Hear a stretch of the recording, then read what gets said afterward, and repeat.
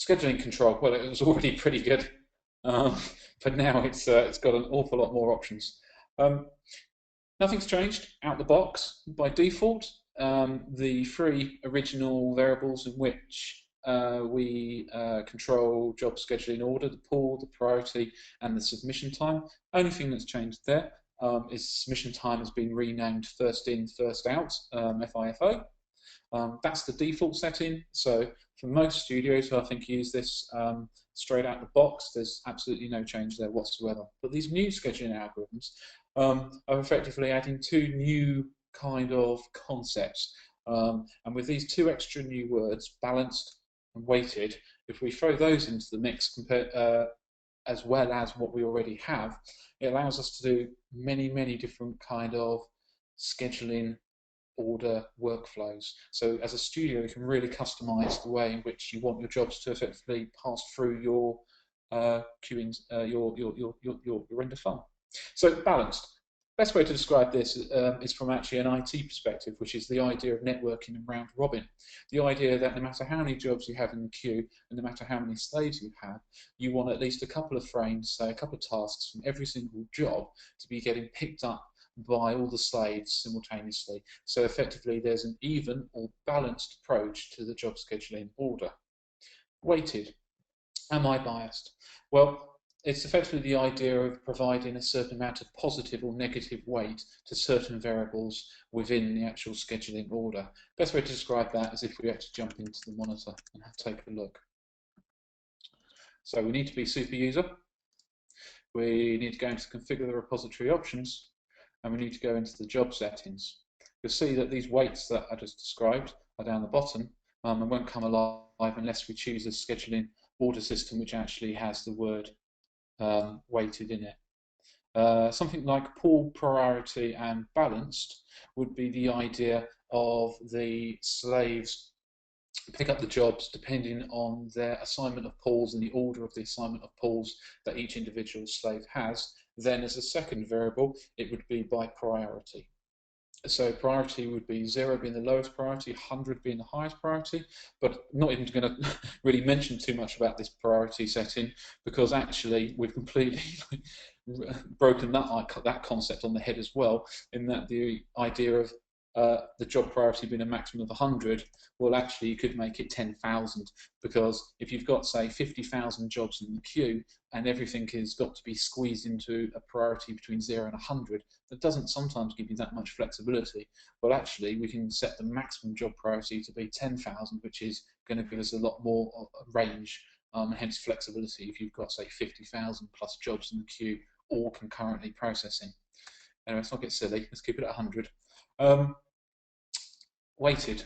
So various other options. The best thing I really would recommend is looking at the user manual, which gives a good description of how each different order works. But the idea perhaps of weighted and balanced is a good idea here. So here we have the concept of 4 weights, which are the priority, the error, the submission time, and the rendering task. All of these 4 values can be given both a negative and a positive value. The best way to look at them is a bit like a maths equation, where we say the priority of the job, as I said, could be 0 to 100. If the priority is 50, we multiply it, so it would be 50 times minus 2. Then we would take perhaps the submission time and we would multiply it times by a factor of 3. So by using positive or negative values, perhaps the job has more errors than another job, or perhaps it's had the job has rendered more tasks than another, we can actually start looking towards biasing the queuing scheduling order based on actually how the jobs are flowing through the queue. So it all becomes quite interesting, and on top of that, that's just weighted. You notice it says weighted, comma, balanced. So on top of that, after we've looked at all the weighting, we then also consider the idea that we need to have the round robin. We need to evenly balance the jobs over the slaves in the queue as well. These different job scheduling orders really opens up a huge range of possibilities, really, of customizations for studios. Again, check the manual really for the details on all the different scheduling orders and the terminology and a deeper explanation of how it works.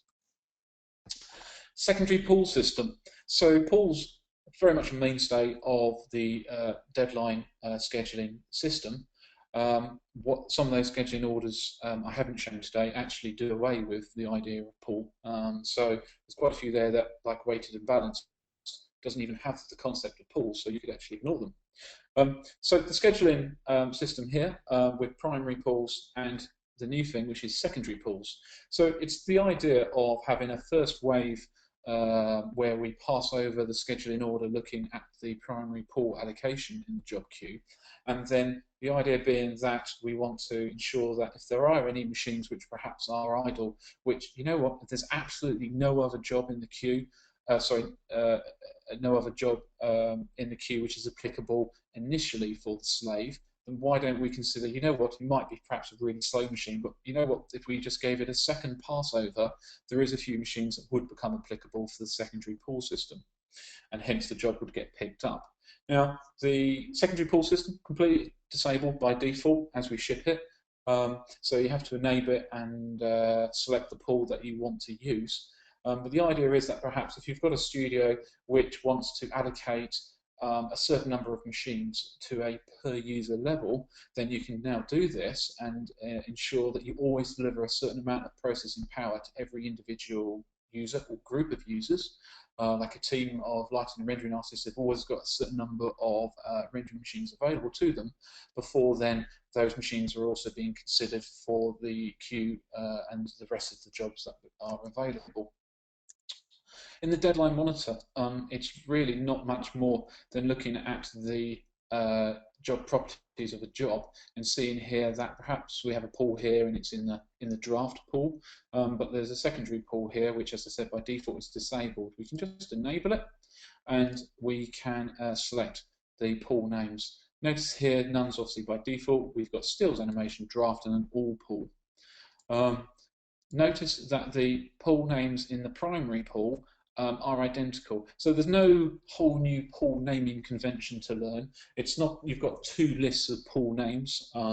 It's the same pull list. It's literally the idea of giving something a second look, a second pass in terms of maybe that job should get picked up by those machines. For very large studios, I think is going to be very, very useful for them.